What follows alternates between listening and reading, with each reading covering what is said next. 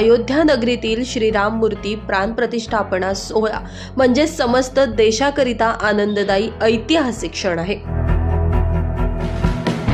या मंगल क्षणाच्या प्रसंगी पिंपळगाव बसवंत शहरातील सर्व मांस आणि मद्य विक्रीची दुकानं बंद ठेवावीत असं आवाहन सरपंच भास्करराव बनकर यांनी गावातील सर्व मांस विक्रेते तसेच मद्य विक्रेत्यांना केलं होतं। या सर्व विक्रेत्यांनी मांस आणि मद्य विक्री केली जाणार नसल्याचं एकमतानं निर्णय घेतलाय।